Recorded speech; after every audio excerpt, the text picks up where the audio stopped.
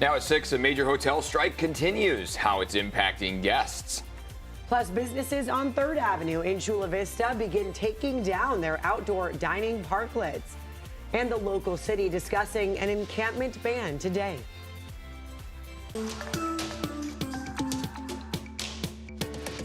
You're watching CBS 8 Mornings at 6. Thank you for joining us on this Tuesday. It is 6 a.m. I'm Eric Connert. And I'm Nada Irampour, and we do want to start with your forecast. It's a very important one for this week because you thought it was cooling down. Ooh, no. We missed fall already, that little glimpse we had. Yes, and some people thought with, of course, Labor Day being behind us, that this was the unofficial start of fall. No, not so much. We are feeling quite like summer for the next several days, at least the next week or so. Live look outside shows that the marine layer is starting to make its way back on shore. Just some passing clouds as we speak, but other parts of the county are actually dealing with quite clear conditions to kick off the day. Sunrise is at 6:25, still another 25 minutes on that. And then sunset will be coming at 7:10 tonight. Today's forecast shows low 80s along our coastline. We're warming up, 93 on average for our valleys and 96 for the mountains. This is the cooler end of the spectrum. We are just going to keep warming up from here. Wednesday, Thursday, and Friday, the inland valley locations, mountains and deserts will all be under an excessive heat warning. So we're expecting those temperatures to be very, very hot for that stretch. Coming up in just a bit, we'll talk about that and about this less active marine layer that we'll likely be seeing for mornings to come. Ned and Eric. And that's the cooler day. Okay, Evan, thank you very much for that. Well, thousands of hotel workers across the country, including here in San Diego, are expected to hit the picket line now for a 3rd day. The strike is impacting major hotel chains like Marriott, Hyatt, Hilton, and Omni. CBS 8's Regina Yarita live outside the Hilton Bayfront downtown with more on what these workers are demanding here. Regina? Yeah, good morning, guys. And since we got here around 4 this morning, we still are seeing more workers heading towards this direction. We're outside of the Hilton Bayfront. This is a tent that they have set up. They actually come to this area first, get some of their signs, and then head to the picket line, which is usually on the left side of the Hilton Bayfront. But they've been here picketing since Sunday. This is now the 3rd day, and we are actually going to bring in Paul in here, who is a worker. You work in the banquet department, right? You've been working there for several years now since the Hilton Bayfront opened. Walk me through what the experience has been like and why you're here striking today. Well, we're here striking today because the Hilton has not proposed any new economical gains that we propose for our new contract. So what's been happening since the pandemic, since we've been back to the from the pandemic, is that the Hilton has been charging a lot more for services and have decreased the amount of increased the amount of workload for all the employees here. So they're gaining record profit while our pay has not moved a needle. So that's a big challenge for us. And everybody knows the living cost has double or triple in San Diego. Everybody knows that. So all we're asking is for the company to meet with some realistic economical proposals right now, which they haven't met yet. So that's why we're here striking, because we need some realistic economical purpose on the table for us to go back to work. Well, thank you so much for talking to us this morning. Of course, he is just one of many workers out here hitting the picket lines. I should mention that the Hilton representatives reached out to us saying that they are looking forward to continuing negotiations with workers. We'll bring you guys the latest, but for now, I'll send things back to you guys. Regina, thank you. Temporary permits for curbside dining in Chula Vista are expected to expire this week. We've already seen some businesses right along 3rd Avenue start to take down those outdoor parklets, the ones you sit on right there by the sidewalks. CBS 8's Chris Groh joining us live outside one business that complied with this major change. Chris, yeah, where are you now? Yeah, so we're right here at Three Punk Ale still, and I want to point out this is something that we found here where the parklets used to be, and this is the sign that many of these businesses that had these parklets set up had put here on display. And what it tells them is that they need to remove those parklets by today, 5 p.m., or tomorrow the city will come through and remove the parklets. And as I can step away and show you, this is where the parklets used to be for Three Punk Ales, right here. In fact, you can see the difference in the asphalt from where that structure, that temporary structure, used to be. Now, there are still several businesses here on 3rd Avenue that still have those parklets out. It's not clear if they're going to keep them up and the city will come through and take them down, or if they're going to get them down sometime today.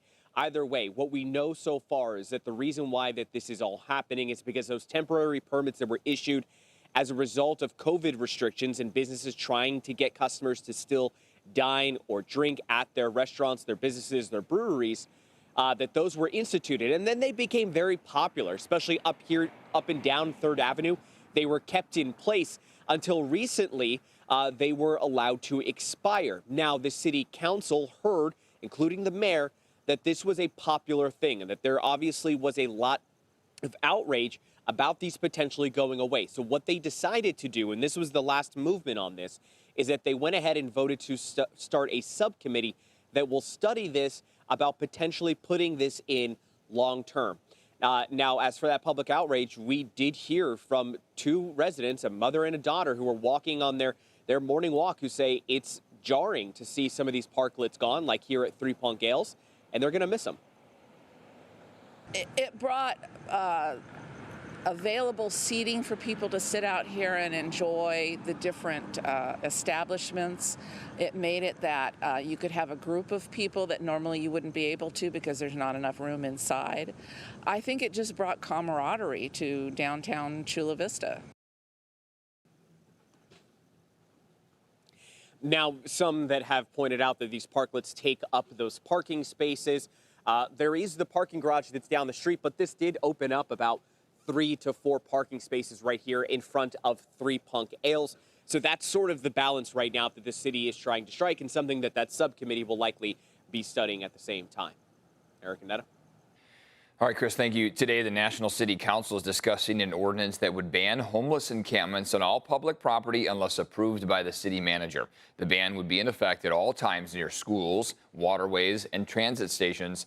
This comes after Governor Gavin Newsom signed an executive order directing state agencies to clear out all encampments. National City previously failed to pass an encampment ban due to a lack of shelter availability. The vote on the proposed ban is expected to be on September 17th. And now this morning, we now know the name of a Navy sailor shot and killed in the East Village. Navy officials have now identified him as 18-year-old Albert Lee Soto. Police say Soto got into a fight with a group of men inside a nightclub near 9th and F Street early Saturday morning. He was shot and killed just a few blocks away from that club. Police are still looking for the suspects. Soto was an operations specialist seaman apprentice assigned to USS Pinckney. He was from New York and enlisted just last October. And now this morning, people continue heading home after traveling for Labor Day. San Diego International Airport anticipated large crowds, but luckily people we talked to say they didn't have many problems. In fact, one kid visiting from San Francisco says it was the ice cream that was the highlight of his trip. We swam in a pool at the hotel we stayed at actually a lot, and also we ate a ton of ice cream. Hey, swimming in ice cream, he had a good time. Yeah. That's a good memory for him. If you're heading home today, experts say the best time to hit the road is after 1 p.m. I don't want to tell him, but you can do that anywhere. You can, but it's just that much better, here, in right? San Diego. Yes, to cool off. Today's average gas price, by the way, if you're going to be filling up, hitting the road, $4.69 for a gallon of regular here. It was $4.72 1 month ago. And while it may seem far away, now is the time to start planning a trip over Thanksgiving and Christmas. In our next half hour here, we're going to hear from travel experts. They're going to help you score the best deal. So one vacation, one trip down. Start thinking about the next one. The next time off that you might have or something fun coming up. It's kind of nice, though, to have something on the calendar to look forward to. Plan and get excited about. Which reminds me, I need to find something to put on the calendar. I was just going to say that it also does the same for me. I need to start pondering what to do. But now what to do next? I love being in San Diego for this fall Absolutely. period. This is perfect. And so It's I want to the start best time planning of for year. next year. Maybe this week. Maybe. Yeah. Let's skip ahead to next in a couple week. weeks. Yeah, it is a hot rest of our work week here. A lot of people assume that now that we made it to Labor Day that we had rung in the start of the fall season. I never said that, and there's a good reason why. It's because we've got some very hot temperatures across San Diego County in the coming days, Wednesday through Friday in particular. Marine layer is coming back on shore. This is a live look outside from Mount Soledad, making out the fog. That's about all you can see in this view. But a few minutes ago, you were able to see that sunrise. So this is good indication that those clouds have started to surge back on shore. Sunrise technically is still not until 6:25, so another 15 minutes or so, and then that sunset at 7:10. Walking out the door right now, Ramona's made it to the upper 50s, a little bit cooler in the overnight stretch, 59 degrees, 64 for El Cajon, and 63 for La Mesa. We've talked about how these temperatures have allowed for a little cooling in the overnight stretch. You can open up the windows and get some of the cooler air coming in the window. But by the afternoon hours, one thing we're going to watch for is not only these warm afternoon highs, but warm overnight lows as well. Overnight lows for Thursday, Friday, into Saturday, 70s, mid-70s at that. And that means that our afternoon highs are going to be much, much warmer than that. We're talking 100 degrees inland on Thursday and 103 on Friday. Our 2 days of peak heat before temperatures start to slide into the weekend, but really not by much. An excessive heat watch that we had yesterday has now been upgraded to a warning. We've got it in effect for the same time frame, Wednesday through Friday.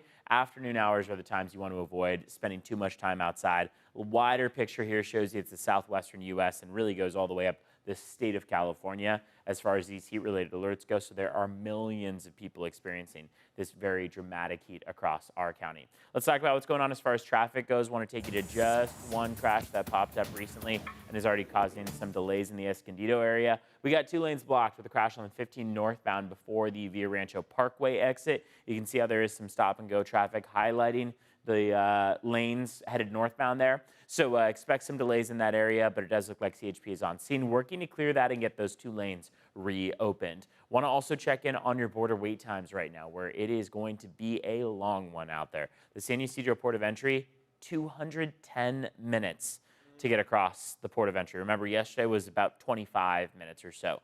Otay Mesa Port of Entry, going to take you about 100 minutes. So still, it's better at the Otay Mesa Port of Entry, but still going to take about an hour and 40 minutes in total. This is one of the mornings where I'd say that is one of the highest we've seen it at. Yeah, exactly. It could be taking you quite a while. So just keep that in mind moving forward.